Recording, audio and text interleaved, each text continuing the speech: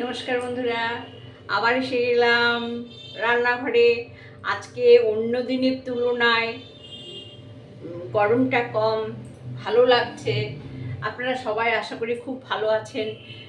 গরমে সত্যিই আমরা খুব মানে অতিষ্ঠ হয়ে গেছি। মানে সহ্যের একটা সীমা আছে, যেন সহ্য করতে পারছি না, এতটাই গরম। তো রান্না বান্না তো কিছু দেখাতেই হয়। খুব সংক্ষেপে চিড়া ভাজা, মুড়ি ভাজা, তারপরে দই এইসব দেখিয়ে চলেছে। ভালো রান্না করতে গেলে তো মনটা দরকার, শরীরটাও ঠিক রাখতে হবে, তাই নয় কি? তো আজকে একটু গরম পড়েছে, তাই ভাবলাম, গরমটা কম আছে তাই ভাবলাম যে একটু সাবুর পায়েস করি। হ্যাঁ, সাবুর পায়েসটা কীভাবে করছি আপনারা দেখুন। আর রান্না করতে করতে গল্প করতে আমার খুব ভালো লাগে। আমি যদি না আসি রান্নাঘরে, তাহলে আপনাদের সঙ্গে গল্প করবো কী করে? আপনারা কমেন্ট করবেন, সেই কমেন্টে আমি উত্তর দেবো, তবেই তো। আর সুন্দর সুন্দর গল্প, জীবনের গল্প এগুলো। আমি কোনো সমালোচনা বা কোনো চা পাওয়া নিয়ে এখানে আসি না, প্রফেশনালও আসি না। আমি আমার রান্না দেখলে আপনারা বুঝতেই পারবেন, ঘরোয়া যেমন সবার মুখে রান্না তুলে দিই, তাই বলে তো রোজ রোজ যেসব রান্না করি সেগুলো তো আপনাদেরকে দেখাতে পারি না। সেগুলো দিও না, লোকে বলবে কি হ্যাংলা রে বাবা, পয়সা রোজগার করার এতই চিন্তা যে যা পারছে তাই দিচ্ছে, তাই না? তো আমি কিন্তু সেই ভেবে আপনাদেরকে রান্না দেখাই না। আমি আপনাদের রান্না দেখাই এই ভেবে যে বাঙালি একটা রান্নাঘর, এই চ্যানেলে আমরা বাঙালিরা সকাল বিকাল দুপুর রাত্রি যে চারবেলা নিয়ম করে খাই। গরমের সময় একরকম খাওয়া, বর্ষার দিনে একরকম খাওয়া, এই খাবারগুলো যেন সত্যি সত্যি শরীরে কাজে লাগে এবং আমরা নানা অসুখ বিসুখের সঙ্গে ঘর করছি, সেগুলো যাতে উপকার হয়, সেই জন্যই কিন্তু আমি এরকম রান্না দিই, যে আমার রান্নাঘরে আসলে যেন আপনারা দেখতে পারেন যে আমি কি ধরনের রান্না করি। হ্যাঁ, দেখুন, বেশি তেল মশলা ঝাল এসব দিয়ে রান্না করলে খেতে স্বাদ হয়, দেখতেও সুন্দর হয়, কিন্তু শরীরের পক্ষে তো সপ্তাহে দুদিন আপনারা খান, কিন্তু সব দিন তো এরকম খাওয়া সম্ভব না। কিন্তু নানান ইউটিউবরা, সফল ইউটিউবার যারা, তারা এত সুন্দর রান্না দেখায়, দেখলে সত্যিই খুব লোভ লাগে। হ্যাঁ, আমি জানি কোনো কোনো রান্নায় যথেষ্ট পরিমাণে তেল দিতে হয়, ঘি দিতে হয়, তাই না? আমি যে পোলাও রান্না জানি বা করতে জানি বা বহু কষ্ট করে আমি শিখেছি, একদিনে আমি পোলাও শিখিনি। আমি আগে ফেনাভাত করে ফেলেছি, তারপরে দাদারা টিটকিরি মেরেছে, বলেছে এই কী করেছি, সে তো ফেনাভাত হয়ে গেছে। তো এই করতে করতে আমি শিখেছি। হ্যাঁ, কালকে সামান্য একটা মুড়ি ভাজা দেখালাম, আমি আপনাদেরকে বললাম না যে 15 দিন লেগেছে। হ্যাঁ, মুড়ি যেদিন ভাজতে যায়, একদিন মুড়ি পুড়ে গেল, একদিন বাদাম পুড়ে গেল, একদিন মশলা পুড়ে গেল। এরকম করতে করতে মানে অভিজ্ঞতা অর্জন করতে করতে দেখলাম যে কিভাবে করলে পারফেক্ট করা যায়।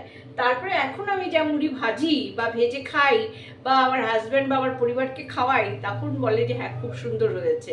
সবাই তো ধৈর্য ধরে এরমভাবে করতে পারে না, কিন্তু মুড়ি ভাজতে আমি পারি না। আমার মাও কোনোদিন ভাজেনি কারোর বাড়িতে থাকলেও।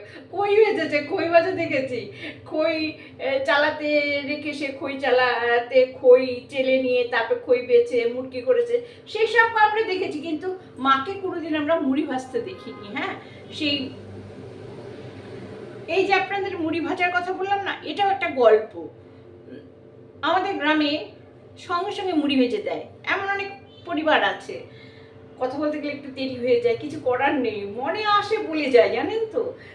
বলে প্যাচাল পারো কেন? প্যাচাল না, এগুলো মনের একটা খোরাক। আপনারা নিশ্চয়ই ভালোবাসেন এই কথাগুলো শুনতে। গ্রামের কথা শুনতে ভালো লাগে না বলেন তো? একবার ছোট, তখন আমি 7-8 বছর হবে আমার দাদার বয়স, আর আমি তার থেকে ছোট, ধরো 6 বছরের হব আর কি। তখন মা বলেছে যা, ওই মাসি মুড়ি বাড়িতে ভাজে নিয়ে আয়। তো মুড়ি আনতে গেছি, মুড়ির দিকে তো আমার চোখ নেই, আমি তো ছোট। তো দেখছি একটা খুব সুন্দর তেঁতুল গাছ আমাদের বাড়ির পাশেই, না বাড়িতলা আমাদের বাড়ি ছিল, তো ওখানে হিলিতে অনেক চাল কল ছিল। তো আমাদের বাড়ির ওখানেও একটা ধান কল, মানে ধান থেকে চাল হতো। অনেক সাঁওতালি এবং বিভিন্ন ধরনের লোকরা এসে ওখানে কাজ করতো। তো বাঁশি বাজতো, 9টার সময় একটা ভোগ আসতো, তখন সবাই কাজে যেত, 5টার সময় ছুটি হতো, তখন একটা ভোগ আসতো, যেমন বেঙ্গল কেমিক্যালের ভোগ আছে সেই রকম। তো সেই মুড়ি ভাজা হয়ে গেছে, নিয়ে এসেছি। এখন রাস্তায় করেছি তেঁতুল গাছ, আর ওই যে ছাই গাদা, ধান কলের যে ছাই গাদা, ওখানে বৃষ্টি পড়ে ওই জলে না কাদা হয়ে গেছে, ওর মধ্যে না তেঁতুল পড়েছে, গাব তেঁতুল বলে, মানে গাছের পাকা যে কাঁচা কাঁচা তেঁতুলগুলো খেতে খুব টেস্ট লাগে, বালির মতন খেতে। আমি দাদাকে বলছি, দাদা এটা একটু এনে দে না, এনে দে না। দাদা একটা লাঠি দিয়ে এনে দিয়েছে। তো তো সেই দিনই রাতে আমার বাবা যখন শনিবার দিন আসতো বালুঘাট থেকে হিলিতে, তো রবিবার থাকতো, সোমবারে আবার সকালে চলে যেত। তো আমাদের স্যান্ডেল এনে দিয়েছে, নতুন স্যান্ডেল পরে টুকটুক টুকটুক করতে করতে গেছি। আমি না দাদা যে তেঁতুল এনে দিচ্ছে, আমার মানে তর সইছে না। আমি সেই তেঁতুলটা নেওয়ার জন্য একটা লাঠি দিয়ে আমিও গেছি তেঁতুল আনতে গিয়ে আমার এক পা স্লিপকে এক কাদার মধ্যে ঢুকে গেছে। আর তো আমি ঢুকেই যাচ্ছি, আমি আর দাঁড়াতে পারছি না। আমি দাদাকে বলছি, টেনে তোল দাদা, আমাকে হাত ধরে টেনে তুলেছে। আমি তো উঠেছি, কাদা টাদা পায়ে মেখে উপরে উঠেছি, মাটির উপরে উঠেছি খাল থেকে, কিন্তু ওই জুতা ভেতরে আটকে গেছে। দাদা একটা বড় লাঠি দিয়ে, দাদাও তো খুব বেশি বড় না, 8 বছর হবে হয়তো, বা 8.5 বছর হবে, বা 9 বছর হবে, এর মধ্যে মনে হয়। দাদার আমি পিঠি 3 বছরের ছোট বোন, 3.5 বছরের ছোট বড় মা বলে। তো দাদা ওই বড় লাঠি দিয়ে খুঁজে করে পারেনি, আমাকে নিয়ে বাড়ি চলে এসেছে। তো মা বলছে, কি তোমরা এই অবস্থা কেন? ওই আমার দাদা উত্তর দিচ্ছে, ওই যে তেঁতুল খাবেন উনি, তেঁতুল খেতে গিয়ে জুতা হারিয়ে গেছে। দাদার পায়ে তো সুন্দর নতুন জুতা শোয়া বাচ্চা না, আমার জুতা তো ওই কাদার মধ্যে। তো মা বলছে, যাকে ও কাদার মধ্যে যে ঢুকবে তারই কেউ বের করতে পারবে না, ওটা ভীষণ কাদা, গেঁথে যাবে একেবারে। তুই এক কাজ কর, ভাগ্যিস ভালোভাবে এসেছিস, না হলে তো ওখানে ডুবে যেতিস, এরকম আর বলছে। তারপর তোকে জুতা কিনে দেবো আবার, তারপর কিনে দিয়েছে। দাদা তো ছোটদা তো পিঠে ছিল, খুব পেছনে লাগতো দাদাদের। ছোটবেলার কথা আর আমি একটু বোকাই ছিলাম, বোকা চালাক যাকে বলে। কেঁদে বসতাম উঠুনে, তো বলতো যে, এই যে যা বুকু, দেখ কি সুন্দর একটা পাখি এসেছে, দেখ কি সুন্দর একটা মানে এসেছে, বিড়াল এসেছে, এসব বলতো। আর আমি যেই টাকা দিতাম না, আমার পাতা মানে থালার থেকে বড়া নিয়ে খেয়ে নিত। তখন তো মাটিতে বসে পিড়িতে বসে খেতাম। পরবর্তীকালে আমার বাবা, আমাদের বাড়িতে একটা ভেটুল গাছ, একটা কাঁঠাল গাছ ছিল, সেই গাছে শকুন এসে পড়েছিল, তো মা ওই গাছটা কেটে দিয়েছিল। ওই গাছের ওই কাঁঠাল গাছ কেটে বাড়িতে মিস্ত্রি লাগিয়ে ওই কাঠ দিয়ে আমাদের বাড়িতে ঢেকি তৈরি করে দিয়েছিল, টেবিল চেয়ার তৈরি করে দিয়েছিল। তখন আমরা টেবিল চেয়ারে বসে খেতাম, ভাত খেতাম। গ্রামের বাড়ি তো সবাই খুব হাসাহাসি করতো, বাবা তোরা টেবিল চেয়ারে খাস। আসলে তা না, আমার বাবার পায়ে ব্যথা ছিল তো, আর কাঠটা কি করবে, কাজে তো লাগাতে হবে, তাই বাবা ওইভাবে চেয়ার টেবিল তারপরে ঢেকি এগুলো তৈরি করেছিল। আপনারা গল্প, আমার কত গল্প শুনে, জীবনের গল্প, গ্রামে থাকার সুবাদে সত্যি আমরা খুব প্রাণ খোলাভাবে মিশেছি। যখনই আমি বারান্দায় গিয়ে দাঁড়াই বৃষ্টির দিনে বা অন্য সময়, আমার বাড়ির কথা সব মনে পড়ে, গ্রামের কথা সব মনে পড়ে, বসে বসে স্মরণ করি। আচ্ছা, এখন আমি রান্নায় আসি। আমি অনেক কথা বলি, আপনারা অনেকেই কেউ ভালোবাসেন, কেউ হয়তো বলবেন যে রান্না করতে এসে এসব কি গল্প করছে। গল্প না, আপনাদেরকে কোথায় পাবো বলুন তো? আমি তো বড় একা, আপনাদেরকে নিয়েই তো আমার বড় সংসার। এই দেখুন, আমি এখন রান্না করছি, আপনারা দেখুন। চলে আসলাম বন্ধুরা, কি করছি। এই যে সাবু দেখেছেন, এই সাবু দিয়ে, এই চিনি, এই হাফ লিটার দুধ, একটু কাজু কিশমিশ, কয়েকটা এলাচ দানা, 4টে এলাচ দানা, আর একটু জাফরান, এই দিয়ে রান্না হবে। হ্যাঁ, এখন আমি গ্যাস ধরিয়ে দিলাম, দেখুন এই গ্যাস ধরিয়ে দিলাম। এটা দুধটা আমি বসিয়ে দিলাম, এবার জাল হবে।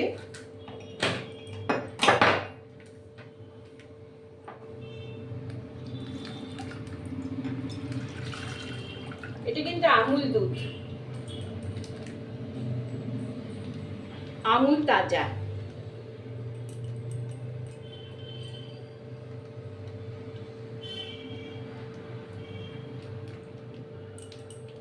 আচ্ছা, এটা দুধটা গরম হবে, ফুটবে।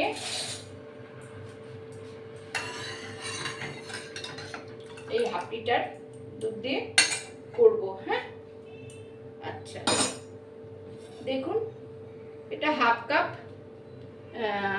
কাপ মানে 1.25 কাপ এই সাবুটা নিয়েছি। হ্যাঁ, সাবুটা ভিজিয়ে রেখেছিলাম আধ ঘন্টা আগে। দেখুন, পরিষ্কার করে ধুয়ে এটা ভিজিয়ে রেখেছি। হ্যাঁ, জল একদম শুকিয়ে গেছে। এই দুধটা যখন ফুটবে তখন আমি এটা এর মধ্যে দিয়ে দেব। হ্যাঁ, আচ্ছা, দুধটা ফুটুক। ফিরে আসলাম বন্ধুরা। দেখুন, এই দুধটা ফুটছে। হ্যাঁ, ফুটলে পরে আমি 2 হাতা দুধ তুলে নিলাম। এর মধ্যে আমি, যেহেতু আমার কাছে মিল্ক মেড নেই, সেহেতু আমি একটু ঘন করার জন্য একটু মিল্ক পাউডার দিয়ে দিলাম। হ্যাঁ, আর এই যে এইটার মিল্ক পাউডার 2 চামচ দিয়ে দিলাম। এইবার দেখুন, আমি এই সাবুটা ছেড়ে দিলাম। হ্যাঁ, এটা জাল হবে। হ্যাঁ,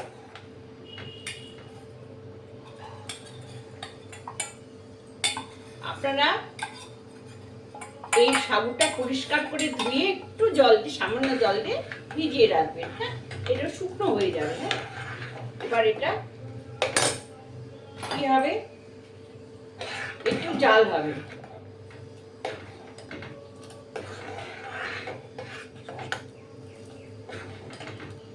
একটু ফুটবে। হ্যাঁ,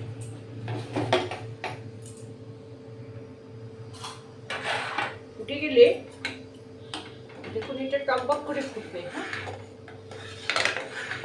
3-4 মিনিটের ব্যাপার, একটু ফুটলেই হয়ে যাবে।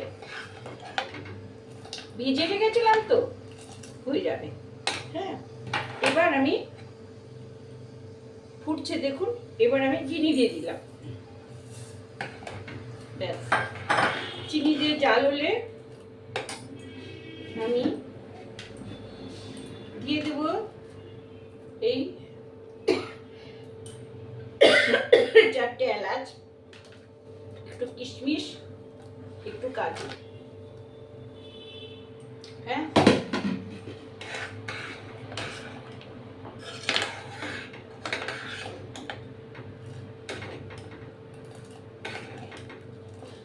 আচ্ছা, এরপরে আমি গুঁড়ো দুধটা দিয়ে জাফরান দিয়ে নামিয়ে নেব। দেখুন বন্ধুরা, কিরকম টকবক করে ফুটছে।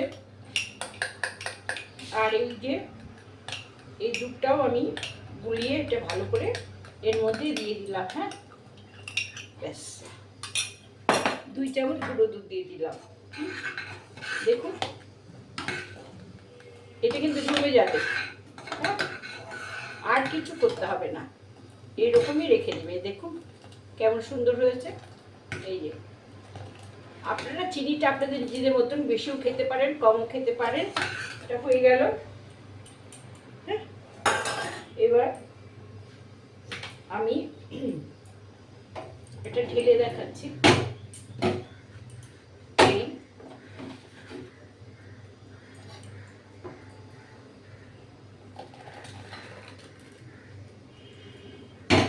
এইরকমই কিন্তু হবে।